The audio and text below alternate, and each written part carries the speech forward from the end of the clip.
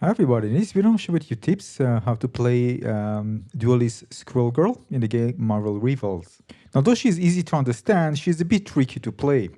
Now her kit is pretty limited, but again she has lots of things happening in favor of her. We're going to talk about this in this video. So a few notes regarding skill that you need to pay attention to. The unbeatable Squirrel Tsunami, you can see the squirrel will rush towards the nearest enemy after bouncing instead of bouncing randomly.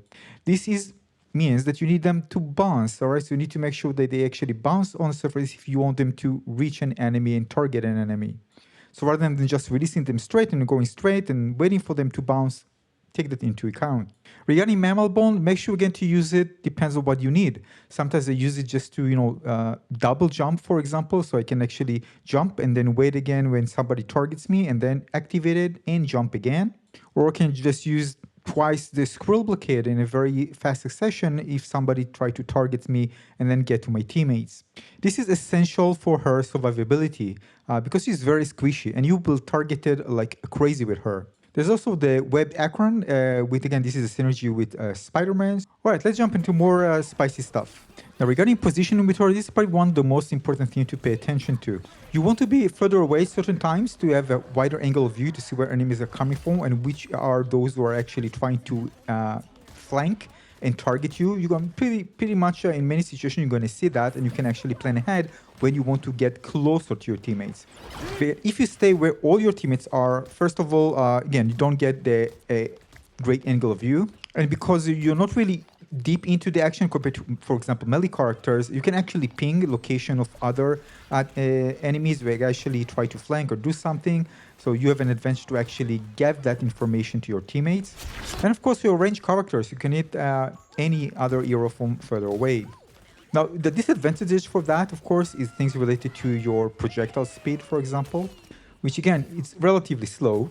And it's very easily telegraphed to the other team visually, so they can easily see your projectiles. This means they can, because of the slower speed in your attack, they can just move a bit to another direction and avoid getting hit.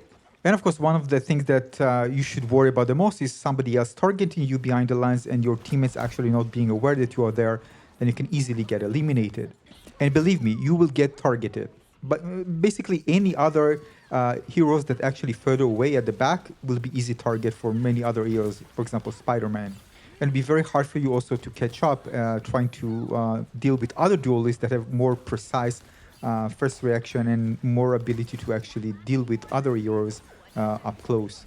So even as a duelist, you're going to be in disadvantage against many other duelists in the game.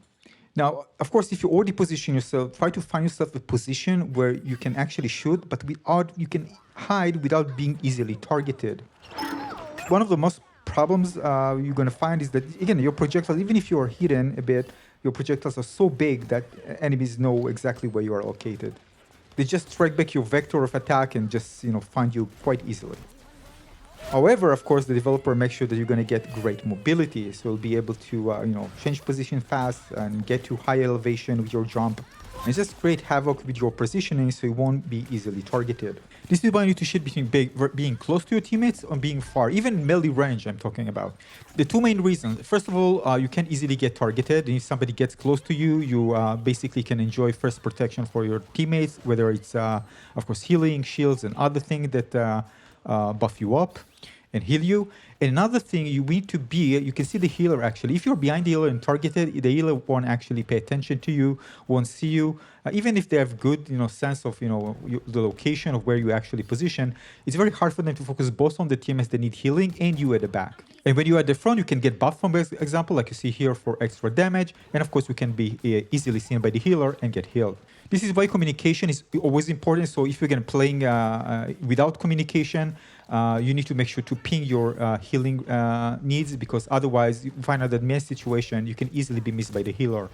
So your gameplay style is highly inherited by your kit and vulnerability. I mean, try to hit Spider-Man when he's moving like crazy and targeting you. You have no chance. This is why your understanding, of the danger, the upcoming danger, is very important, because you know actually when to change location, when to react. And this is why staying in the same location with her is also not a good idea. So we get targeted a lot. So again, the idea is to move between different locations, not stay in the same location for a long time unless you're hidden and the enemies are kind of far away. And also take advantage, you can actually jump on top and have, you have ability to take a high elevation. Make sure to use that to your advantage. Don't waste your ability to double use your skills, because they can be very used for evading getting hit or a certain situation where it's actually needed. Now, another great thing about your projectiles, they can actually bounce on surfaces, you can see here. This means that you can actually just shoot, for example, at a corner of a door, and it will actually just get inside in the room, for example. So you can find many situations where you can actually take advantage of this bounciness of your shots and just, shoot into areas where you expect enemies to be and actually hit them. And this compared to another hero that needs to see the opponent in order to hit the opponent. So make sure to use that. Basically, with your gameplay, you're going to force kind of an imbalance and proper positioning of the opponent's team to try to impair their ability to have a structured play. I should say a proper tactical play. Now also keep in mind that if you are close, make sure also to use your jump, because again, if they try to focus on you, and again, you're not going to be flying in the air and you're going to flying down, and especially if you use your double jumps, you're going to confuse them. Basically going to try to focus on you, and then you're going to release focus because you're going to get hit by other teammates. You're actually going to, get targeted, but if they're targeting you a lot, they actually kind of exhausting their ability to deal lots of damage to those who are actually on the ground, especially melee, will target them. I've seen that a lot in very evasive characters, especially Spider-Man, for example, that it just gets so annoying, like a flying tracer, and so many players try to targeting that eventually they forget they're being targeted by other players. So the other DPS can just destroy them while they try to get Spider-Man out. This is part of the tactical play of very evasive character. She's one of them, but of course not as evasive as Spider-Man is. Now, the problem with her that, unlike Spider-Man that has crazy maneuverability and also low health, is very hard to target. She's much easier to target compared to Spider-Man. This is why I'm saying they use the double ability to double use your skills is very important, so make sure not to waste it for nothing.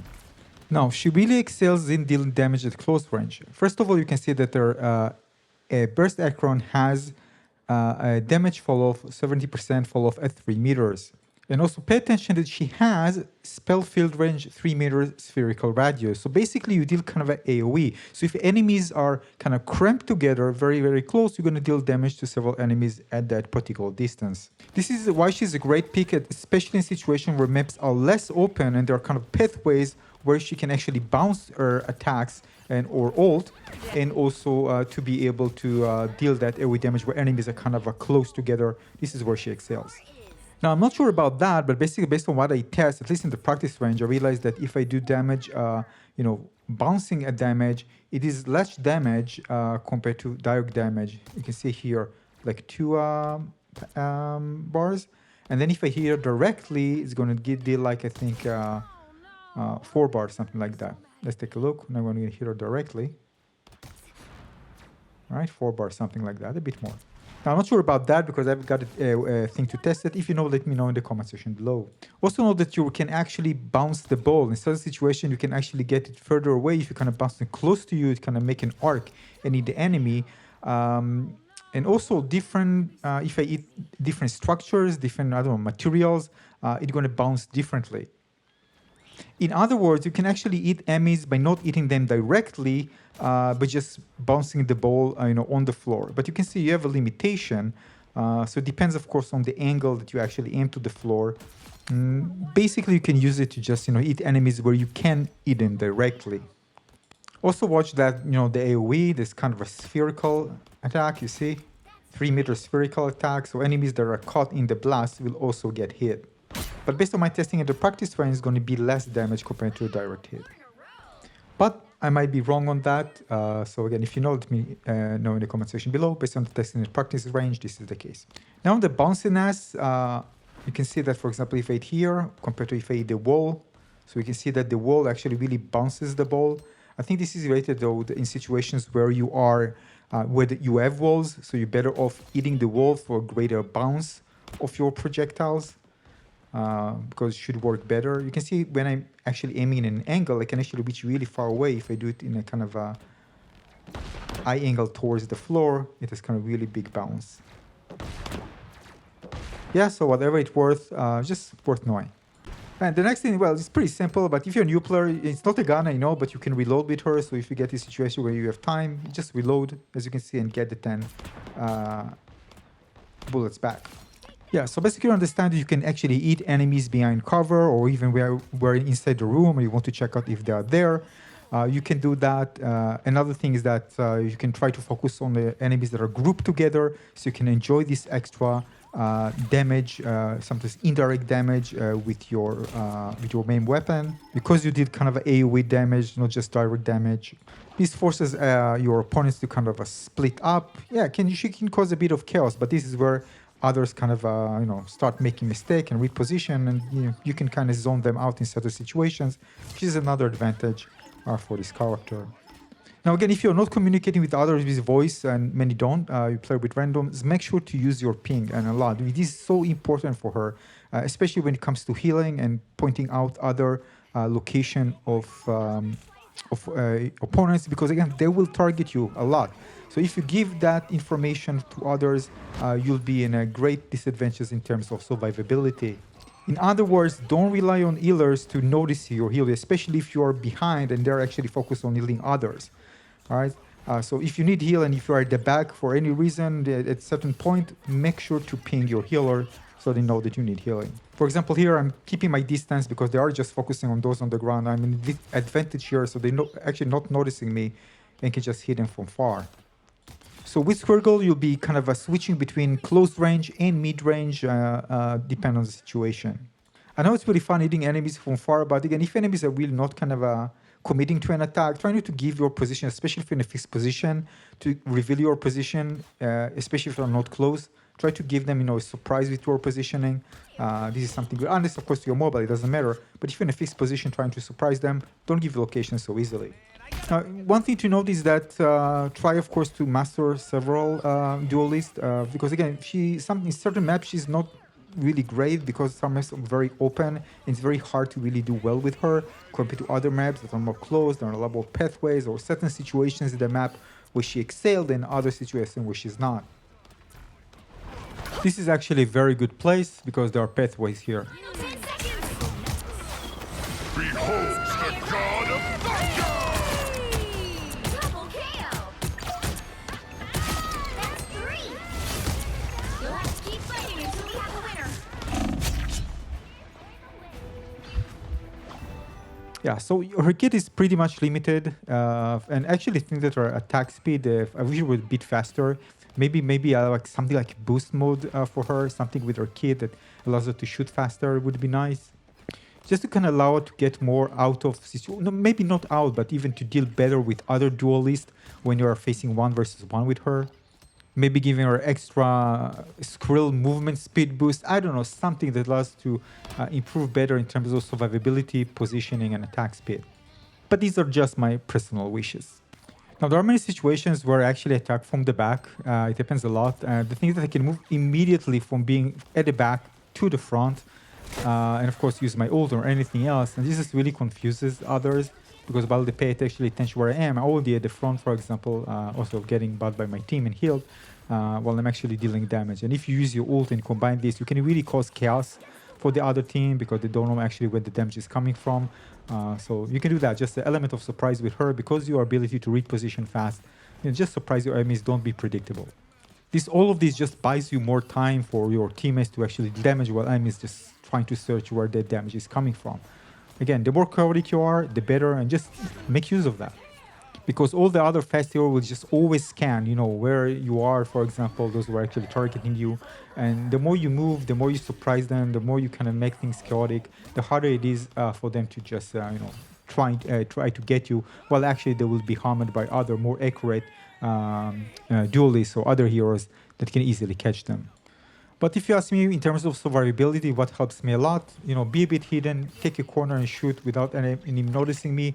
In a certain situation, be very close to my teammates, especially the healer, so they can notice you, and ping them, of course, in order to get those heals, which are super, super important for her survivability.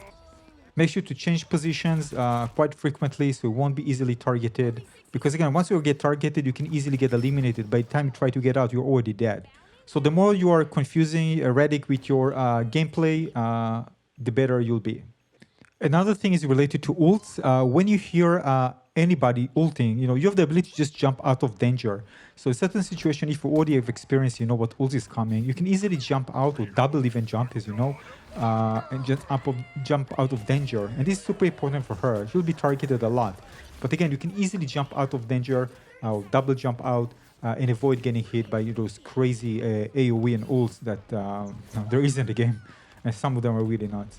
I can't count how many times just out instantly by a crazy ult. But again, once I realize, all right, there's something coming, I don't even wait for it. Just jump out to a safe location. So yeah, in other words, my playstyle with her is being kind of sometimes more passive, but most of the time very aggressive. I mean, you think, all right, I'm just going to stand there and shoot acorns at everybody. It doesn't work like that, especially if you can rank up. Of course, at the beginning, it was much easier. But as you rank up, people are much more skilled to get you, and they focus on you specifically. To get everybody is actually in the outer line, behind their teammates, because this is just easy launch for them. And also try to stay close to healing spots, if possible. It's not like it's mandatory for me, but I can benefit from that just in case I need it. Now, another important thing regarding to ult, especially ways, there's a really sound effects where you actually activate it. This is great for initiation for your team. So if you're kind of pushing through and you activate it, this is a great cue. You don't even need to, alert everything for your teammates. They know that if you're already pushing with it, they're probably going to push through with it. This is a long, wide AoE that basically kind of forces your opponents to actually, just spread out or, and not being in their current position, especially if they are cramped together, and you can easily push through with it. This is really good for initiation for your teammates.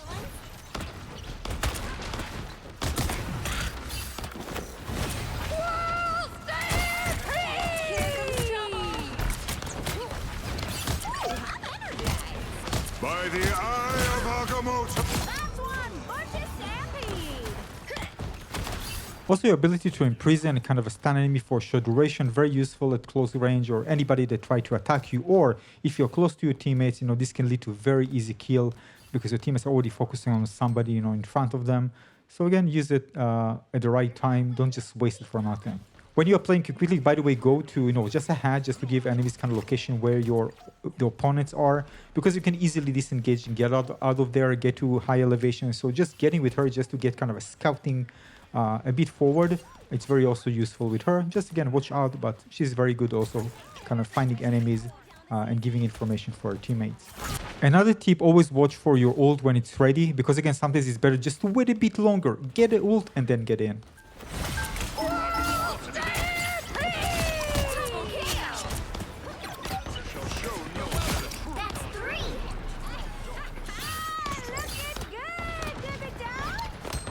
Now, because I deal AoE, I also align myself, this kind of habit. Sometimes I align myself kind of in a straight line to see as many opponents as I can, because I know I can actually deal AoE damage. So I try to align myself so I can deal more damage to enemies rather than being in an angle where I cannot actually hit several of them at the same time. Now, I'll give you an example. In this map, I easily get targeted by others. So in this map, I actually prefer staying close to my teammates rather than far and be much more aggressive. It's very hard for them, especially Spider-Man is all over me and other heroes that can easily catch me if I'm far. So because there are lots of elevation here and different places you can actually hide and move around, I just play more chaotically and stay close to my teammates to get healed, and it really helps out. I get hidden, get close to them, but most of the time I stay close rather than far. It's very harder for the other teammates to actually catch on me. Yeah, so that's about it. A few tips based on my experience. Keep in mind, this is just based on my experience and I continue to learn. But the more I play with her, of course, and this is true to any hero, the more you learn her, advantages and disadvantages. And for her, it's very important to know your disadvantages because you can easily get wiped if you don't. So, once you again understanding things related to accuracy and how she deals with 1 versus 1 with the different other opponents, other heroes, you learn to kind of find your path in a way that you can play safer with her and basically, just take advantage of a potential to deal massive damage to other opponents, especially a group of opponents. And that's it for this video. Hope you find this one useful. If you have other tips, if you play with her, other tips for other players, let us know in the comment section below. Thanks for watching.